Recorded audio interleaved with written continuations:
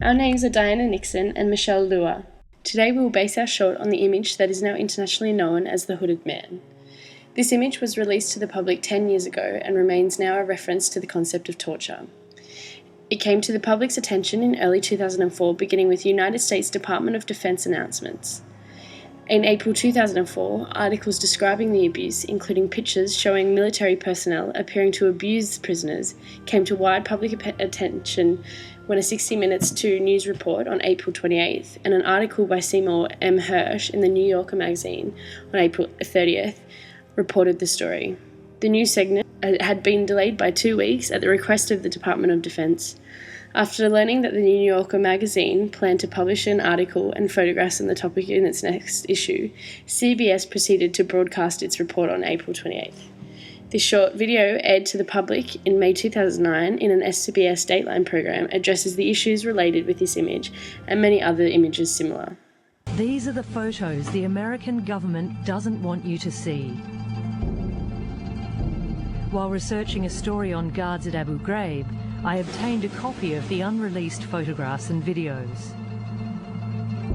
Taken at the same time as the photos released in 2004, and often of the same abuses, this is the first time they've been shown to the public. Terrorism in the past has been a major influence on how torture was used to gather information or to punish. Torture is defined by the United Nations Convention Against Torture in 1984 as any act by which severe pain or suffering, whether physical or mental, is intentionally inflicted on a person. The Act continues to elaborate the definition with the intent to intimidate or coerce, to obtain information, and to inflict punishment.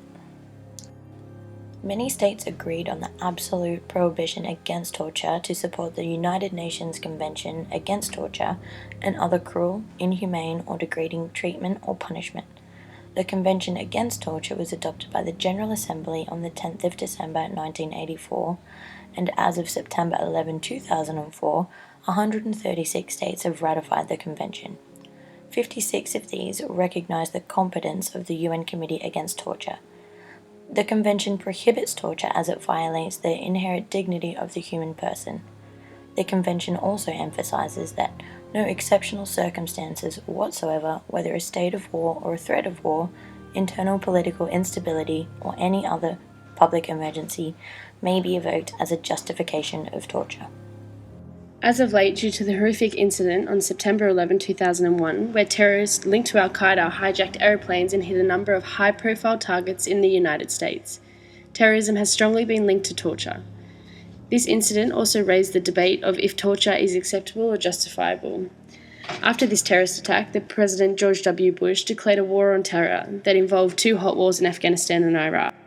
Britain and Australia have provided enthusiastic political and military support, but despite its military strength and a measure of international support, the US has not been able to impose a stable new order on either front. Afghanistan is largely lawless and chaotic, with power held mainly by regional warlords and US troops still hunting Taliban remnants in the mountains.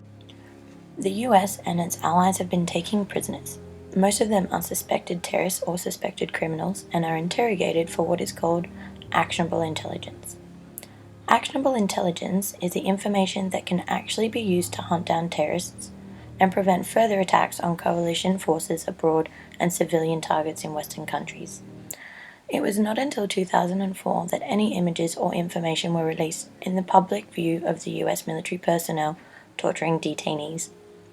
Many of the prisoners captured during the early Bush-declared war on terror in Afghanistan were transferred to a special facility in the US base of Guantanamo Bay in Cuba, deemed by the government to be outside the jurisdiction of American courts. There is growing evidence that the US has unlawfully transferred hundreds of people with help from its allies to countries such as Syria and Jordan, where Amnesty International has claimed that they risk enforced disappearance, torture, and other ill treatment. The International Committee of the Red Cross has reported on the US-controlled prisons in Iraq and found the systematic use of coercive methods such as beatings with hard objects, waterboarding, being subjected to various humiliations in front of other prisoners, and being forced to stand for hours in various stress positions. These methods used at prisons has resulted in downwards pressure from higher levels in the military hierarchy to soften prisoners up and generally create conditions harsh enough to help interrogators extract useful information. The expectation from high in the governmental and military hierarchies have been that everything necessary to get results must be done. Ever since the post-September 11 invasion of Afghanistan, the US has also been torturing foreigners in clear violation of its own laws, military rules and codes, and the provisions of international treaties it has signed. This illegal torturing, we know, has been encouraged and condoned at the highest levels of the US government. And I believe we're developing tools within the Constitution to do so. Some people in this country want to get rid of them, and they're wrong. They're wrong. You can't expect me and people in this government to do what we need to do to protect you and your family if we don't have the tools that we think are necessary to do so. And you said within the law, and yet you admitted that there were these CIA secret facilities. Okay. So what? Why is that not within the law? The head of Amnesty International says secret sites are against international law. Well, we just disagree with him. And plus, I told our people get information without torture and was assured by our Justice Department that we were not torturing. It's been reported that with Khalid Sheikh Mohammed, he was what they call waterboarded. I'm not going to talk about techniques that we use on people. One reason why is because we don't want the enemy to adjust. American people need to know we're using techniques within the law to protect them. I don't want to let this within the law issue slip, though. I mean, if in fact there was waterboarding used with Khalid Sheikh Mohammed, and for the viewers, that's basically you strap someone to a board and you make them feel as if they're going to drown. You put them underwater. If that was legal and within the law, why couldn't you do it at Guantanamo? Why'd you have to go to a secret location around the world? I'm not going to talk about techniques, and I'm not going to explain to the enemy what we're doing. The development and history of torture has seen many horrible techniques of torture. The use of drugs on those confined illustrates the abuse of individual rights and overall human rights. Whether drugs are used to ready the victim for the next torture session, or some victims were forced therapeutic drugs and be questioned while under the influence.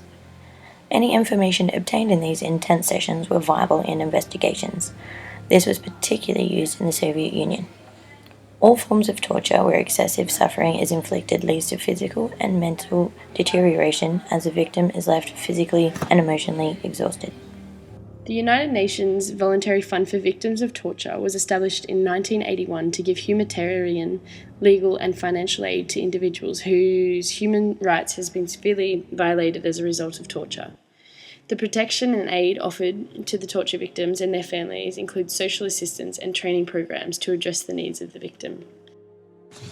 Saddam Saleh, a former prisoner at Abu Ghraib, shows a photograph at a 2004 press conference from the scandal that includes him in the middle of a group of naked prisoners being mocked by Lindy England, who later received a prison sentence for her participation of inflicting sexual, physical, and psychological abuse on Iraqi prisoners of war.